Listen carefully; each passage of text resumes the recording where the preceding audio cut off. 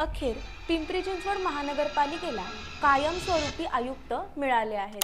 कोकणचे विभागीय आयुक्त म्हणून कामकाज पाहणारे डॉक्टर विजय सूर्यवंशी यांची आता पिंपरी चिंचवड महानगरपालिकेच्या आयुक्तपदी नियुक्ती करण्यात आली आहे।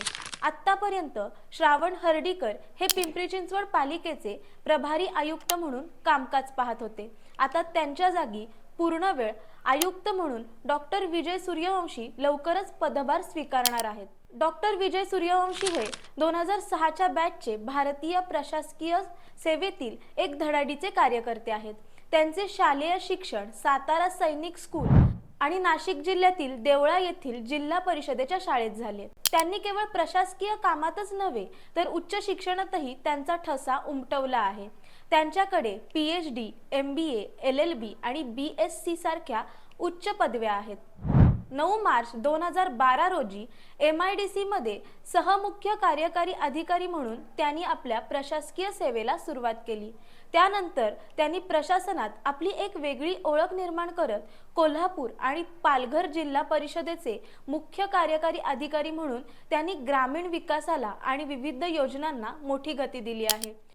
गोंदिया आणि रायगडचे जिल्हाधिकारी म्हणून काम करताना त्यांनी प्रशासनातील पारदर्शकता आणि विकास प्रकल्पांची प्रभावी अंमलबजावणी केली आहे।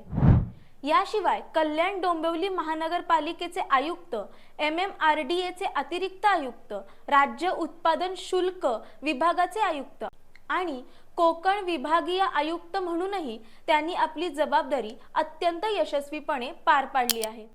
कोकण विभागात त्यांनी प्रशासन सुसूत्र करण्याबरोबरच विविध विकास योजनांवर विशेष भर दिला होता।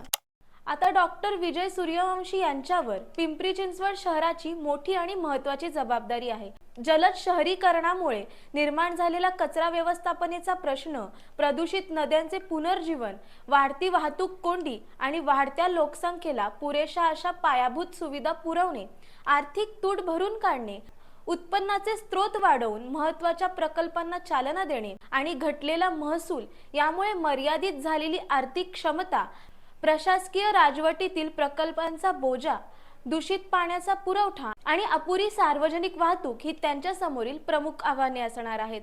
शहराचा वाढता विस्तार पाहता प्रशासकीय कार्यक्षमता वाढवून शाश्वत आणि पर्यावरणपूर्वक विकास साधण्याचे मोठे आव्हान त्यांना पेलावे लागणार आहे। हा व्हिडिओ तुम्हाला कसा वाटला हे आम्हाला कमेंट करून नक्की कळवा आणि पिंपरी चिंचवड शहरातील अशाच बातम्यांसाठी आम्हाला फॉलो करायला विसरू नका।